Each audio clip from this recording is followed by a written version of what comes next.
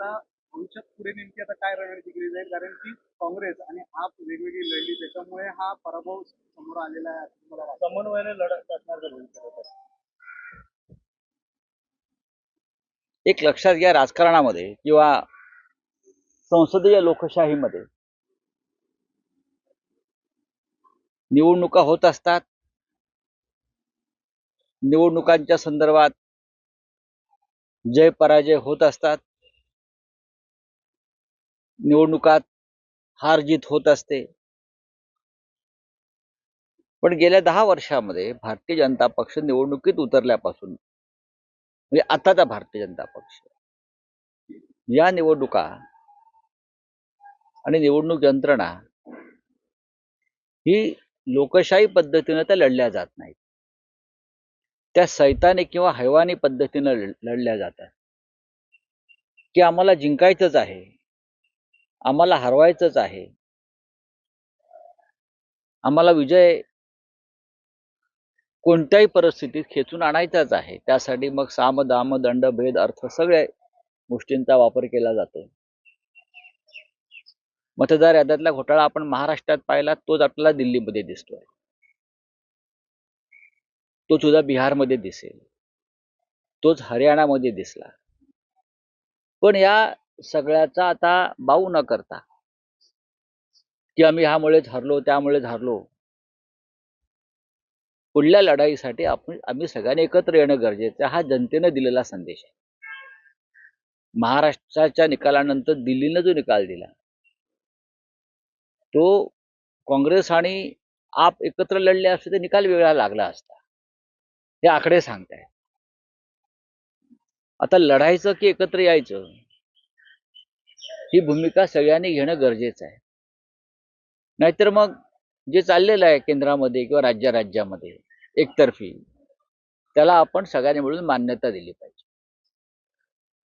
पण हा त्यातून देश टिकेल का, लोकशाही टिकेल का, विरोधी पक्षाचा आवाज राहील का, या गोष्टींचा विचार करण्याची वेळ आता आलेली आहे. मात्र मोदी म्हणतात की मध्य जो घोटाळा झाला त्याचा रिपोर्ट पहिल्या विधानसभेत आणणार, आणि अण्णा हजारे म्हणतात की सत्ता डोक्यात गेली तर काय होतं की आता. बघा, अण्णा हजारे काय म्हणतात त्याला काय अर्थ राहिलेला नाहीये. अण्णा अचानक जागे होतात.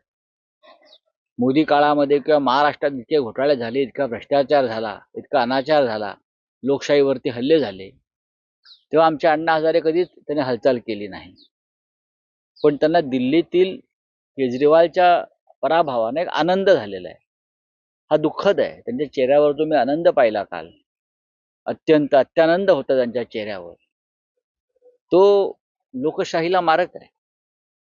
केजरीवाल आणि अण्णा हजारे यांनी एक मोठं आंदोलन उभं केलं होतं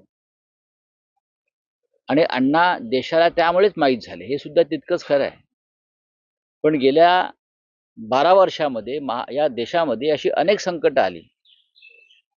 देश लुटला जातो आहे, देश विकला जातो आहे, एकाच उद्योगपतीच्या घशामध्ये देशाची सार्वजनिक संपत्ती घातली जाते, भ्रष्टाचारांना भाजपमध्ये पवित्र करून घेतलं जात आहे.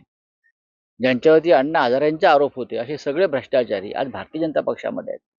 अण्णा हजारेंना त्याच्यावरती आपलं मत व्यक्त करावं असं वाटत नाही. यामागचं रहस्य काय आहे? केजरीवाल हारले, निवडणुकात हारजीत होते, तो पराभव केजरीवालनी पण स्वीकारलेला आहे.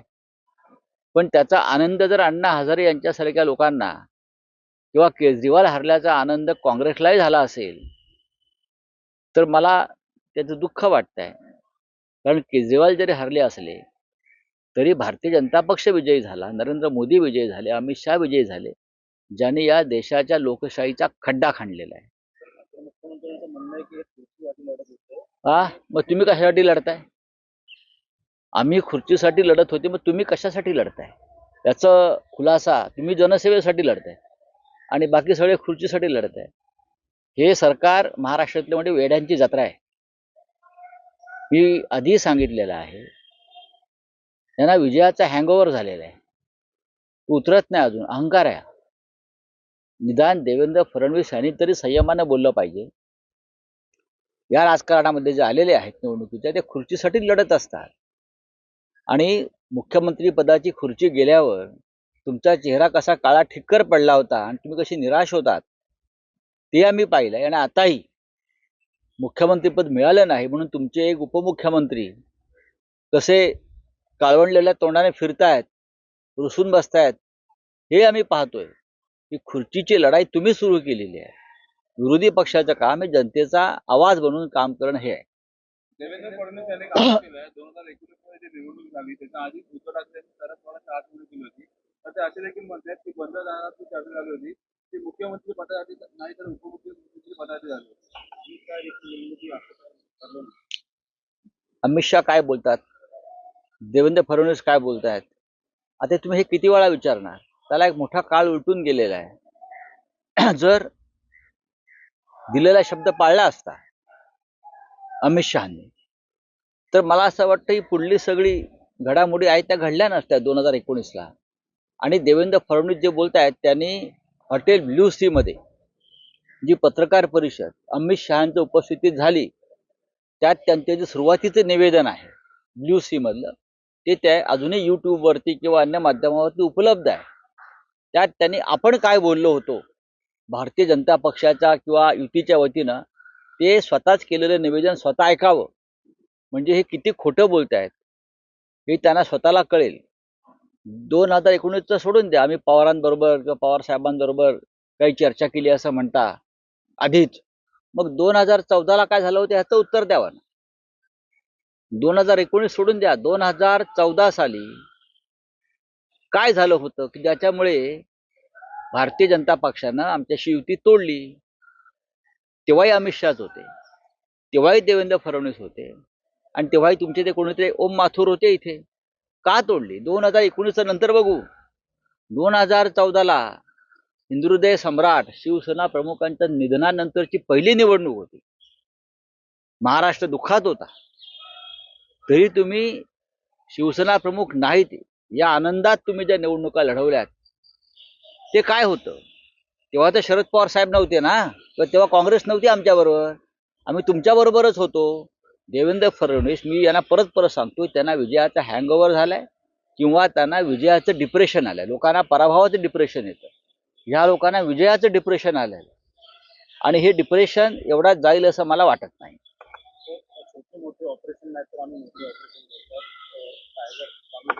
कोण असं म्हणताय? म्हणू द्या. ऑपरेशन वगैरे आम्ही काही बोलून दाखवत नाही, वेळ आले की कळेलच. आणि आमच्या माणसांना वाचवण्यासाठी आम्ही प्रयत्न करतो असं आहे असं एकनाथ की शिंदे म्हणतात. बघा, त्यांचं ऑपरेशन कधी होईल अमित शहाकडून ते त्यांना कळणार नाही. त्यांना कधी घेतलं तर ऑपरेशन थिएटरला आणि काय त्यांचं काय कापलं जाईल ते त्यांनाही कळणार नाही.